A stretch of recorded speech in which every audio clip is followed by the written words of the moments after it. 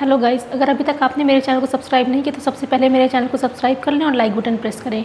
Last day जो हमने topic पढ़ा था उसमें हमने पढ़ा था ऑर्डर ऑफ रिएक्शन हम कैसे निकालते हैं, फिर एलिमेंट्री रिएक्शन के लिए हम रेट ऑफ रिएक्शन कैसे लिखते हैं। अब आज हम देखेंगे कि रिएक्शंस हमें दिए हुए और वहाँ पर हम रेट कैसे लिखेंगे। तो रेट इज़ इक्वल टू के, हमें पता है ये रिएक्टेंट का होता है। अब हमें यहाँ पे एक रिएक्शन दी है, फर्स्ट क्वेश्चन है यहाँ पे एक रिएक्शन दी है, यहाँ पे हमें रेट ऑफ रिएक्शन लिखना है, रेट लॉ एक्सप्रेशन के फॉर्म में रेट ऑफ रिएक्शन लिखना है। तो यहाँ पे क्या करेंगे, रेट इज इक्वल टू के, ए है रिएक्टेंट, बी है बी की पावर 3 और सी 1, ये हो गया। अब हमसे ये बोला जाए कि इसको हमें लिखना है रेट के फॉर्म में, dx अपॉन dt के फॉर्म में। तो हम क्या करेंगे, रिएक्टेंट हमें पता है क्या होता है, डिक्रीज़ होता है। जैसे जैसे प्रोडक्ट का फॉर्मेशन होगा रिएक्टेंट क्या होगा, डिक्रीज़ होगा। तो हमेशा ये किस में होता है, नेगेटिव में। तो रेट इज़ इक्वल टू, और जो भी कोफिशिएंट होता है इसके साथ वो अपॉन में लिख देते हैं, -1/2 dA अपॉन dt। 3b है तो यहाँ पे क्या होगा, is equal to 1/3 dB upon dt। यहाँ पे हम रेट लिख रहे हैं ओवरऑल रिएक्शन की। C क्या है, 1 ही है, तो -dC अपॉन dt। ये प्रोडक्ट के बारे में क्या कहना है, हमें पता है जब भी प्रोडक्ट होता है वो किस में होता है, पॉजिटिव में होता है। तो प्रोडक्ट क्या होगा, is equal to 1/4 dd upon dt। ये हो गया हमें रेट लिखना, कैसे रेट लिखना है किसी भी रिएक्शन का। ये क्या है, रेट ऑफ रिएक्शन कि हमने कैसे एक्सप्रेशन किया। और ये क्या है, रेट लॉ एक्सप्रेशन हमें एक्सप्रेस किस फॉर्म में करना है, ये रेट लॉ एक्सप्रेशन हो गया। अब इस वाले में क्या करेंगे, -1/2 dA/dt, क्योंकि रिएक्टेंट क्या हो रहा है, रिएक्टेंट डिक्रीज होगा जैसे जैसे प्रोडक्ट का फॉर्मेशन होगा। इज इक्वल टू 3/2 है तो इसको क्या कर देंगे, -2/3 dB/dt is equal to dP/dt। ये तो हो गई रेट लॉ एक्सप्रेशन की बात कि हम कैसे लिखते हैं। अब रेट लॉ एक्सप्रेशन में एक चीज़ और आती है कि हमें बताता हो rate of formation of A, rate of formation of B, rate of formation of C. तो हम उसको कैसे करेंगे, अभी हम इसको देखेंगे। जैसे मान लीजिए यहाँ पे रिएक्शन है 2a + 3b + c gives 4d। तो यहाँ पे हमसे पूछेगा what is the rate of deformation of A, what is the rate of deformation of B, क्योंकि ये दोनों क्या हो रहा है, डिक्रीज हो रहा है, मतलब डिफॉर्मेशन हो रहा है। And what is the rate of formation of D. तो वो हम कैसे निकालेंगे, अभी हम देखेंगे इसको।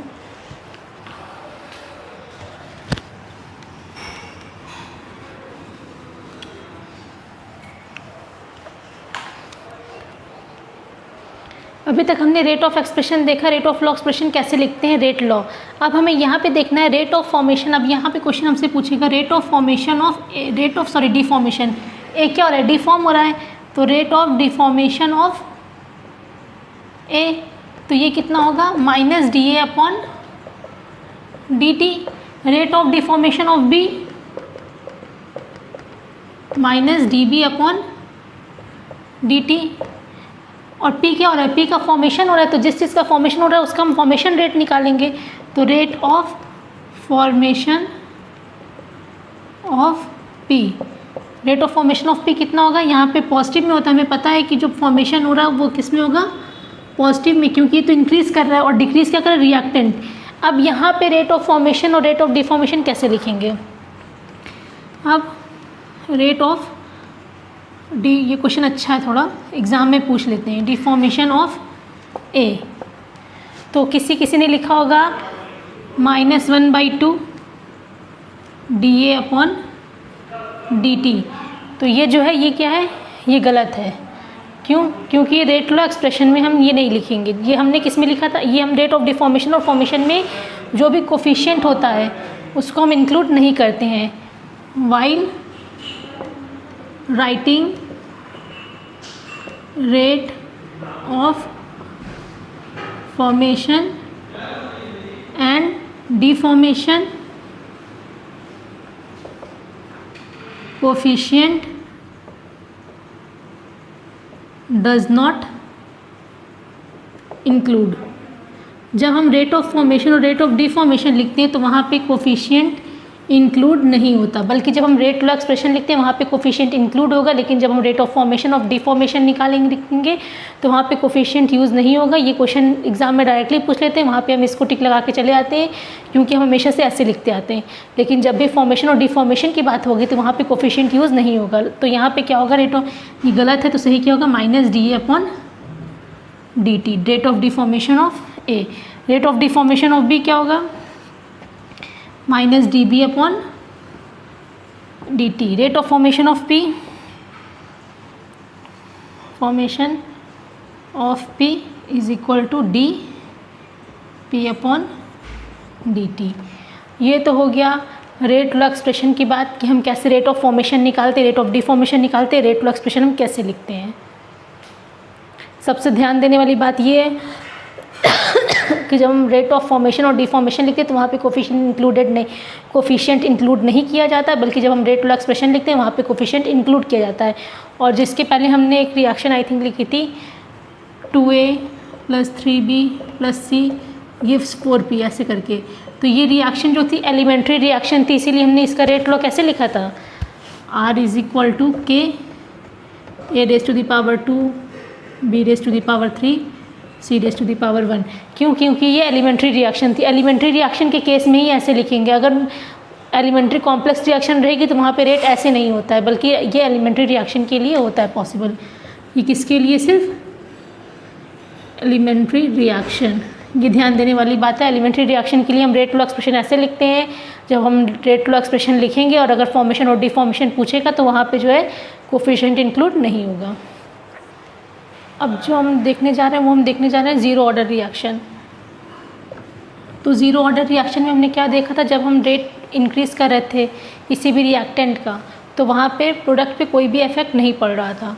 तो यहाँ पे क्या है, जब हमने रिएक्टेंट ए लिया है, ए से प्रोडक्ट पी बनाया है, ज़ीरो टाइम पे क्या हुआ है, कोई भी इफेक्ट नहीं पड़ा है, जितना रिएक्टेंट था उतना ही और प्रोडक्ट ज़ीरो ही रह गया है।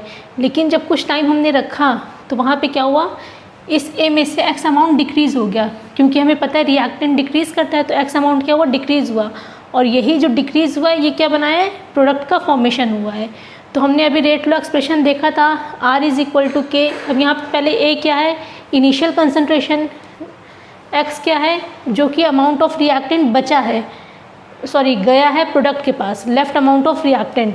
और X क्या है, जो भी डिकम्पोज हुआ है रिएक्टेंट जो डिकम्पोज हुआ है वही क्या है, ये X है, और प्रोडक्ट का फॉर्मेशन ही X है। तो amount of decompose reactant and formation of product, amount of formation of product, ये क्या है, X है। फिर हमने अभी देखा है रेट कैसे लिखते हैं, R = K active mass of A minus, क्योंकि रिएक्टेंट है माइनस में जाएगा तो माइनस dA/dt, और ये जो है dP/dt। अब यहाँ पे हमने A के बारे में क्या लिखा है, A = A - x। यहाँ पे हम क्या कर दें, A - x कर दें अपॉन dt = K0।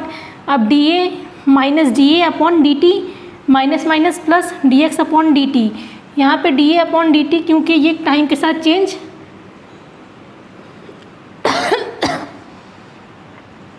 टाइम के साथ कंसंट्रेशन चेंज नहीं होगी, क्योंकि ये कैसा ऑर्डर रिएक्शन है, ज़ीरो ऑर्डर रिएक्शन है। तो यहाँ पे क्या होगा, dA/dt क्या हो जाएगा, ज़ीरो। तो जब ये ज़ीरो हो गया तो dx/dt = क्या हुआ, K0। और R = क्या था, R = K0 dx/K0 KA है ना, यहाँ पे इसको हमने K0 माने चाहे K माने, ठीक। R = K dx/dt, K0 ही कर लो, ज़्यादा अच्छा रहेगा, ठीक।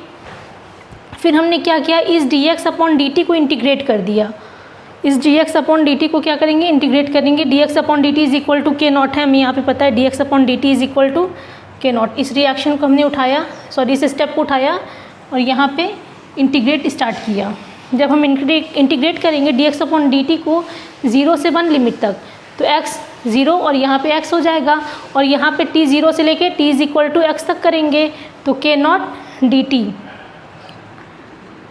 0 से t तक करेंगे ना, t = 0 से लेके t = t तक करेंगे तो dx = K0 dt इंटीग्रेट किया हम। यहाँ पे इंटीग्रेशन के बाद 0 और x, और यहाँ पे 0 to t dt। अब यहाँ पे t - 0 हो जाएगा, upper limit minus lower limit, upper limit minus lower limit, x - 0 K0 t - 0। अब x माइनस ज़ीरो कितना होगा x, के not T minus zero, T बचा, x is equal to K not T. ये हो गया ज़ीरो ऑर्डर रिएक्शन। हमें यहाँ पे क्या पता चल गया, अमाउंट ऑफ डिकम्पोज रिएक्टेंट, कितना अमाउंट ऑफ वो रिएक्टेंट जो है डिकम्पोज हुआ है, और प्रोडक्ट फॉर्मेशन ऑफ प्रोडक्ट हमें यहाँ पे पता चल गया, x की वैल्यू में पता चल गई है। अब इसके बाद हम निकालेंगे हाफ लाइफ टाइम। अब हमें देखना है हाफ लाइफ टाइम होता क्या है। हाफ लाइफ टाइम क्या होता है, जब इनिशियल कंसंट्रेशन, जब हमने देखा था A से प्रोडक्ट फॉर्मेशन हो रहा है P, जब इसकी इनिशियल कंसंट्रेशन कितनी थी, A थी, ये कितनी हो जाए, A/2 हो जाए। कितनी हो जाइए, A/2। A माइनस एक्स हमने लिया था और प्रोडक्ट का फॉर्मेशन हुआ था x, तो यहाँ पे A कितना हो जाएगा, A/x is equal to A/2 हो जाएगा।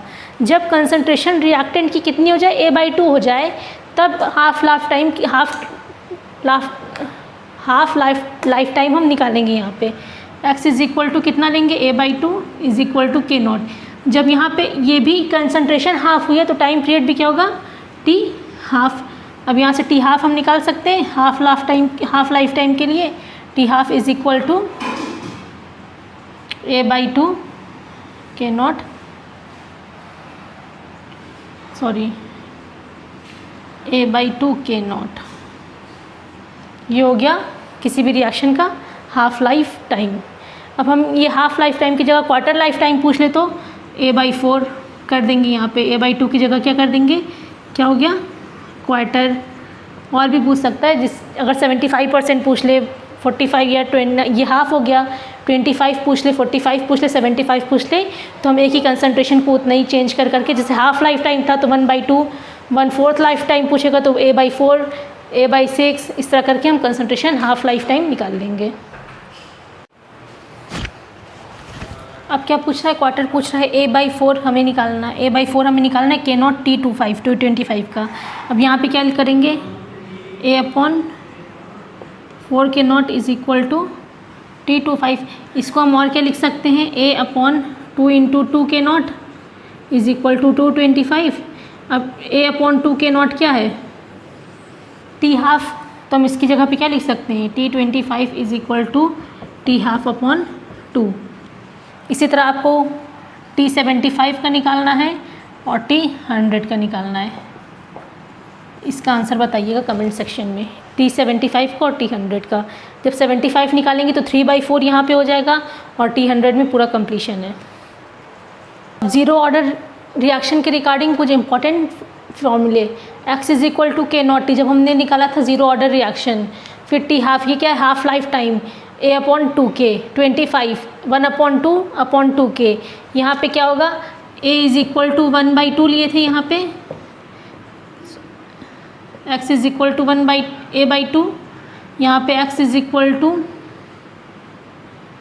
1/4, यहाँ पे x इज इक्वल टू 3/2, यहाँ पे A is equal to x, और यहाँ पे रेट ऑफ रिएक्शन। तो T25 में क्या था, पहले x is equal to K not T, फिर T half life time, A/2K, T25 quarter, 1/2/A/2K। इसको क्या लिख देंगे, T हाफ लिख सकते हैं इसको, तो 1/2 T half. T75 3/2 T half, T100 2 into T half. Rate of reaction R is equal to K naught A active mass is equal to R is equal to K। ये हमने देख लिया, बहुत ही इम्पॉर्टेंट फॉर्मूले regarding zero order of reaction. इसको हम कह सकते हैं पॉइंट्स टू रिमेंबर।